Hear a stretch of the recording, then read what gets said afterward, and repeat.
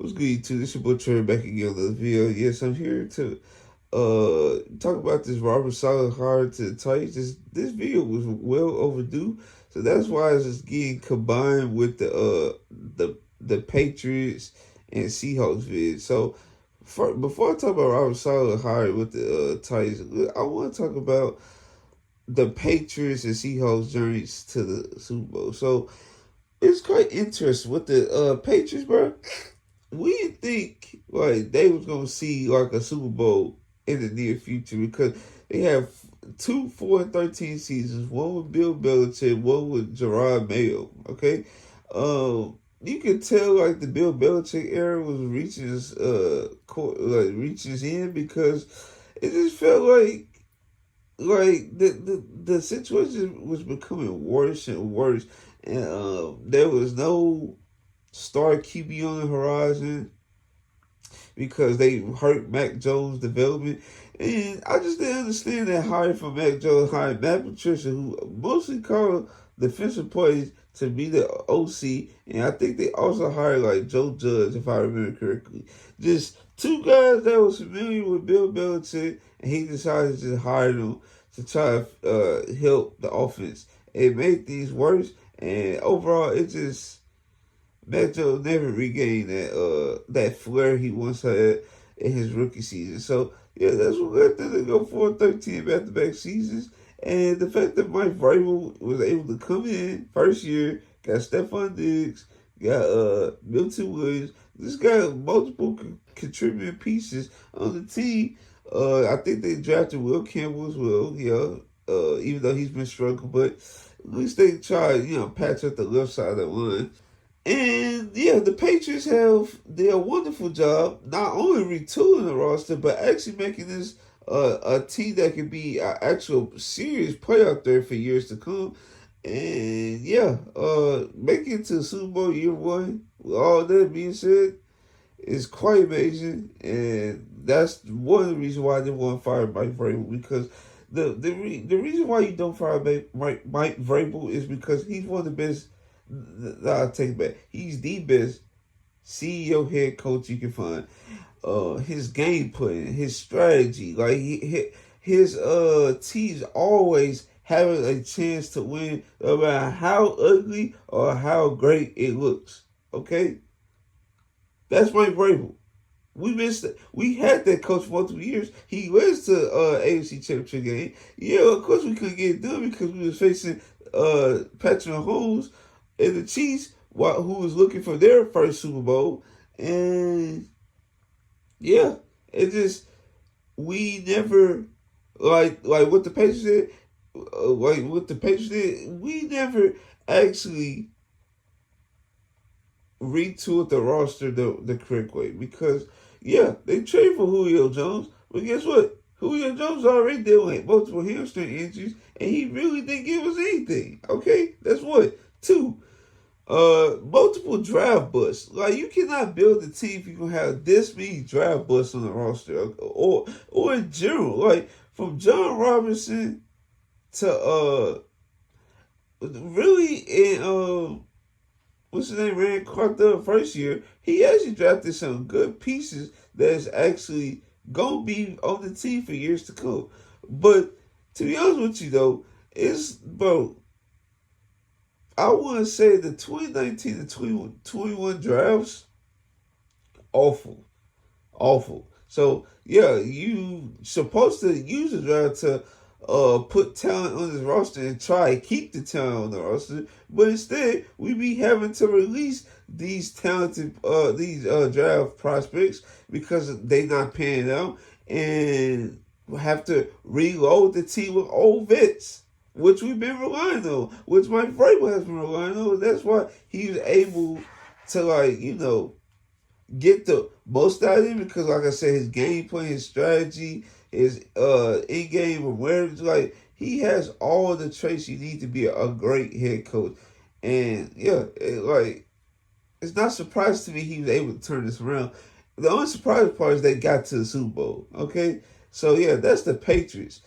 The Seahawks. Now, the Seahawks, I'm going to be honest. when I first saw they just let Pete Carroll go, I felt like at the time that was a great decision because Pete Carroll, I feel like his voice in the locker room probably wasn't hitting the same. Uh, they obviously was not reaching the same success with Pete Carroll like they did in the early days with Russell Wilson and the Legion Moon. Now they had that 1 year with Geno Smith, 1 2 years, but you could tell like their ceiling was just first round exits every year, and I just feel like they need a change. Now, like I mentioned multiple times, I kind of figured Mike McDaniel was gonna probably be the best candidate out this hiring cycle because his defense was elite with the Baltimore Ravens, elite, right? He actually called the plays with the Ravens, and that's why I feel like we get it twisted because like we rely on these coordinators that have been coordinators for long periods of time, but they don't call plays. It should be an inherent red flag off the jump. That yes, he's responsible for game planning and stuff like that, but actually calling plays and actually being like aware of certain situations and stuff like that, and actually having experience like use a timeout in this situation. Sub in and out during this part of the game. Like stuff like that. I feel like it's important for a head coach to know, and also building a relationship and keeping the locker room straight. Like I just feel like those traits Mike McDonald had very well. The candidate in there again though, the Titans I'm talking about was Brian Callahan, and yeah, you see how that went. And I just feel like when you have a coordinator that's that special, Mike McDonald, I feel like you should hire that guy. And I feel like with Jesse Mitchell going to the Ravens, that's a good hire because, like I said, Mike McDonald and Jesse Mitchell run the same exact stuff. They do. They came. I think they both came from Michigan, so they obviously have experience leading the elite defenses. Now it's just gonna come to like who they offensive coordinator gonna be. So with Mike McDonald first year, he had Ryan Grubb as his offensive coordinator. Did not go well. Okay, boom. Mike McDonald cut his losses. Ryan Grubb went back to with his boy down there in Alabama. I don't know why. Oh, Coach Daboll, killing Daboll, had him go back to Alabama, and then he hired Clint Kubiak, who was the former offensive coordinator for Saints. And yeah, turned this offense around. Got a new quarterback with Sam Darnold. Just kept adding talent on the defense, especially a rookie named Nick Emirari or something like that. Yeah, just kept reloading talent on this roster. Got that two-head monster in the backfield with Kim Walker and Zach Charbonnet, and then having JSN be the best receiver in football this year was amazing to see. He was just smoking folks all year. I feel like he's just one of the most unguardable receivers in the NFL right now, and I feel he's gonna win Offensive Player of the Year, no doubt about it. But yeah, turned this thing around and it didn't take long. Like the Seahawks, I feel like had mid-season his first year, and then turned around being the best team in the NFL. I think in the NFL, but I know for sure in the NFC. And yeah, like I can actually see why the Seahawks made the Super Bowl because the path wasn't as bad compared to the Patriots. Like I thought it was gonna take more work, and to try and rebuild this thing for the Patriots. For Seahawks on the other hand, they had talent on the roster. They just need a fresh voice in the locker room. When they got the fresh voice, then that's when they started adding like a new QB, new OC, like different stuff like that. Okay. Now I'm not sure who I would pick yet, but I know like who I pick to actually truly win. But I know for sure I cannot go for Mike Vrabel. I'm sorry because it would hurt me a lot seeing Mike Vrabel hoist that trophy up for the Patriots when he should have been doing that for the Titans. Okay, that's gonna hurt me. And speaking of the Titans, go ahead and talk about them. So the new hire they got in Robert Saleh, I feel like this is a great hire. So in my opinion, they almost screwed this up. I don't know how you can almost screw this up when you fired your coach mid-year and your season ended really, really early. I don't understand how you can almost mess this up. But yeah, the Titans was able to hire Robert Saleh after the 49ers got blown out by the Seahawks in the divisional game. And I just feel like Robert Saleh defenses always has been great. This year, this past year, they just didn't have the talent. It felt like everybody was going down. Yeah, Fred Warren, Nick Bosa. I think Hargraves was still in the roster. He was hurt. Like they didn't have nobody really. So, and then they lost Javarius Ward to the Colts. So there really wasn't that much talent on this roster. But the fact that Robert Saleh still was able to make this like a good defense still speaks volumes on Robert Saleh as a defensive mind. And his teams and his Jets teams was the best defensive teams in football. Now, of course, they couldn't get the offense straight now. And I just feel that was due to the QB play. With him having Cam Ward compared to Zach Wilson, now he gonna be cooking with fish grease. I feel like this is gonna be our chance to like come up, like actually, be where we were with Mike Vrabel, and actually, try to make the playoffs a lot, and actually try to make a AFC Championship game with the hopes of making it to a Super Bowl. I know it's gonna take time. This team needs talent. I feel like they need a number one receiver. I feel like the Rook Elite Neymar, I don't know if I pronounced it right. Him, they potentially gonna release Calvin Ridley. Then they have Shamir DK. I'm not sure if they go keep Chig or not, but I know they got Gunnar Hill. They still got JC Latham. They still got Dan Moore. The center position with Cushenberry, I'm not sure if they go look to upgrade. But if they can find a way to get a commitment from Linderbaum, I would definitely cut my losses with Cushenberry and just sign Linderbaum. That would be an instant upgrade on the line. The right guard position is going to be a question mark. The running back position is probably going to be a question mark as well. Like, Tyler Spear is a good running back, but I just feel like he needs somebody in the backfield with him. Like Khalil Willis, I don't know if you can really rely on him, but we'll see. As we get close to draft time, maybe I do like a mock draft for the Titans or something like that. But yeah, this team, and then on defense, we need edge. Edge is the most important. I feel like edge is gonna probably be our first pick in the draft at 4, and I don't know who they're gonna pick. It all really depends on who Robert Saleh likes, because like his edges every year found the way to make plays. So we just got trust in the vision of the scouting department and the coaching to like actually get this job done, to actually solidify defense again. We still got Mike Hooker. We still got Kevin Winston.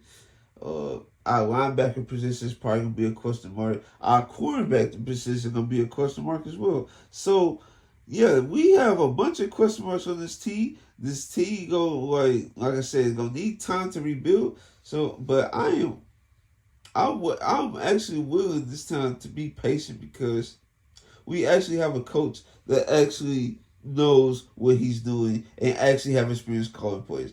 So, yeah, that's really all I got for today's video. Congratulations to the Patriots and Seahawks for making it to the Super Bowl. Y'all pals are much different, but y'all still made it to the ultimate goal, to the Super Bowl. So congrats on both for actually getting through this grueling season. And hopefully the Titans can turn things around with Robert Saleh. So hopefully you guys like, comment, and subscribe. This is your boy Trail, and I'm out. So I was about to upload this Robert Saleh video, but I didn't want to make two separate videos on this, so I'm just gonna put this in the recording. So yeah, the Titans hired Brian Daboll as the offensive coordinator. I love this move. I'm so glad they actually did this because, like, if we being honest, my top 3 or 4 offensive coordinator hires was like Mike McDaniel. I had Cliff Kingsbury, Brian Daboll. Like, I had multiple like offensive minded people that could have worked great with Robert Saleh. But the fact of the matter is, they got one of the top candidates on this list is very, very awesome. Because Brian Daboll could easily be a head coach.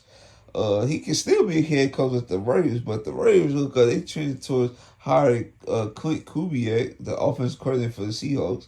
So, and the Cardinals, they're supposed to be hiring Mike LaFleur, and that's Matt LaFleur's brother, who's the current OC for the Rams.